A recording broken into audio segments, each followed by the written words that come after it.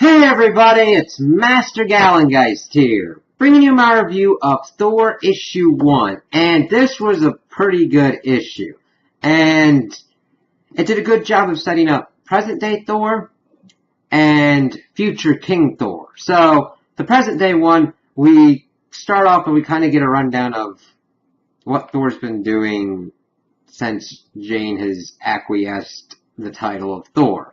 He's going around, evidently since Asgardia was destroyed, all these weapons have been strewn about, and he's been looking around for them. He's, of course, in this part of Thailand, and he has fallen onto a temple of, demon worshippers of Sit-Torak, and he's found the, Warlock's Eye, and he's trying to get out of there, and he doesn't have a hammer at the moment, but he's got Yarnborn, and he's trying to go at the cultist a little bit, but of course, who is a champion of that Crimson Cosmos demon? The Juggernaut. And this was a pretty well done one.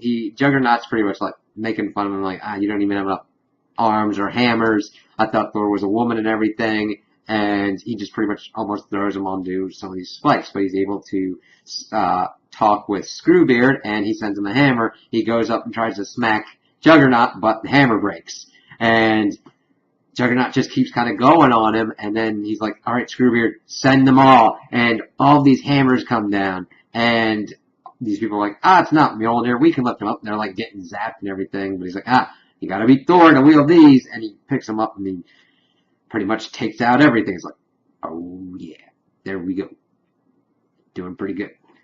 And I gotta love the artwork. It's different than what I'm used to for Thor, but it's in a good way. It's kind of more, I'd like to say what I would have wanted to see in Doctor Strange in some of the magic realms. It's just very vibrant and colorful, and the lines are kind of minimalistic in certain respects, and it just lets it kind of flow.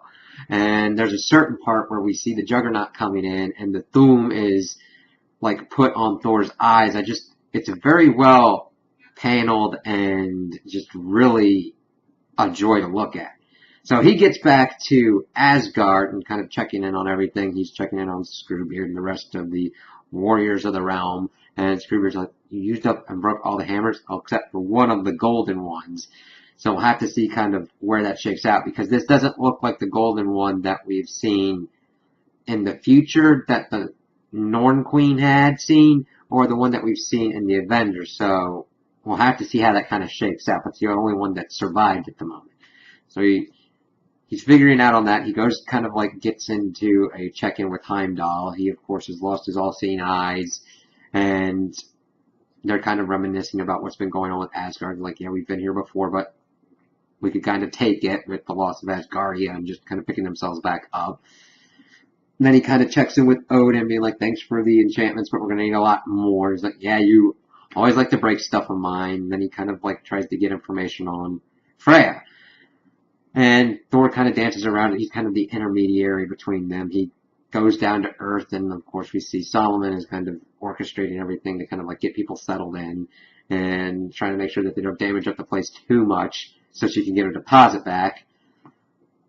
And Thor's like, hey, do you know where someone is? He's like, she's like, I don't have any time with this right now. But of course Jane comes up behind him, and he's like, oh, okay, you got the Warlock's Eye, I got some tips on some other ones. He's like, ooh, we got a new hammer.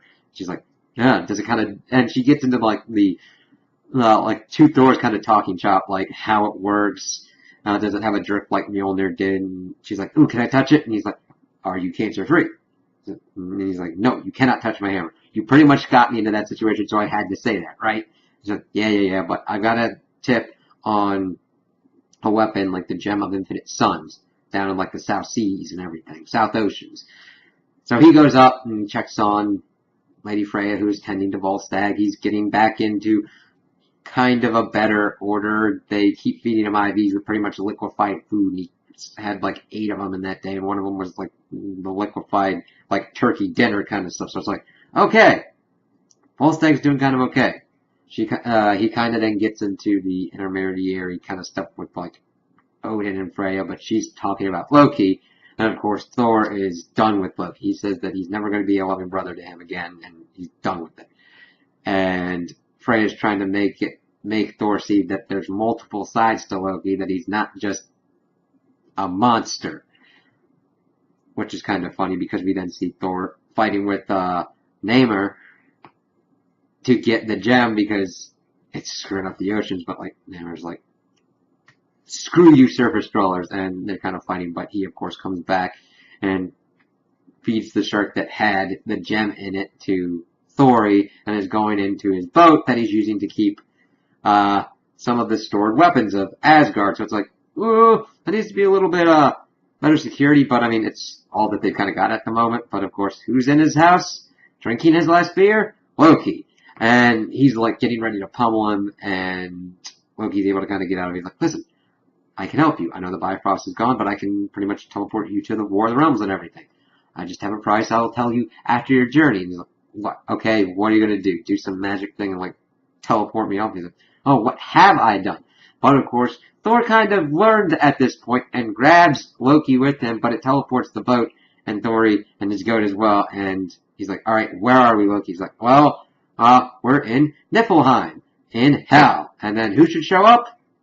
Balder the Brave. He's like, come brother, we have much to do. And it's like, yeah, all right, this is going to be pretty good. So I really liked how that part ended. I'm going, all right, we're getting into the War of the Realms. We'll have to see how Thor eventually gets his maybe finalized hammer back. And then we get into the future.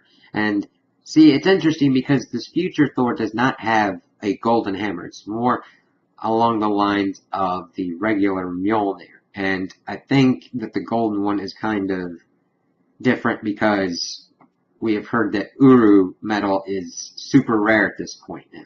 Don't know if they'll find another one or whatnot. And if the gold one is also Uru, so we'll have to see about that. But we see King Thor pretty much dealing with the last space shark, and his granddaughters have pretty much come up with a plan and essentially made the shark vegan. Like, here's this stuff that tastes like meat and everything.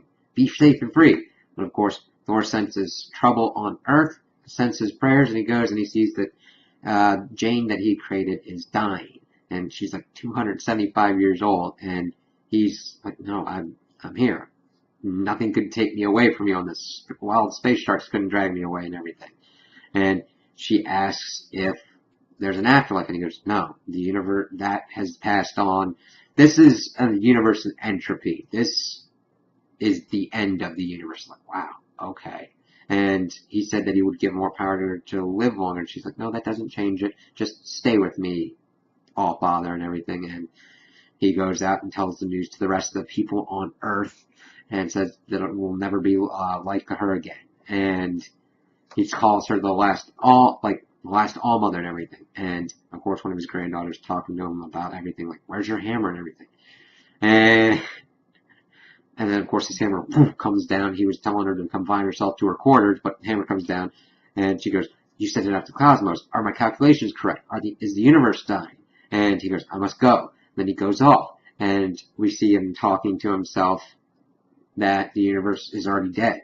He went to save the Earth, but of course, the consequence was that the universe died, pretty much, and making him a great fool. And he's kind of like going out and search to see, I guess, where the edge is or what everything can be going on. And he's like, I really need something to hit. And something smacks into him. He's like, all right, what the heck it is? We find out that it is a Phoenix Force possessed Logan, and an old one. He's like, hey, bub, what's happening? Wish we had a couple beers here and everything, like the end of the universe and everything. I was like, this could be intriguing. And it kind of, I think, goes back to what we'd seen with, like, the Avengers, Million BC Avengers, with Odin being like, even if this is the end of the earth, if you and I banged out at the end of the universe, we would restart it. And we're like, could that potentially happen? I mean, granted, I don't really want to even think of the image of Logan and King Thor kind of doing it, but their powers together could at some point restart the universe. Because the Phoenix Force, of course, is a phoenix which goes in the cycle of death and rebirth. So it's kind of fortuitous that these two should meet when things are getting so dire.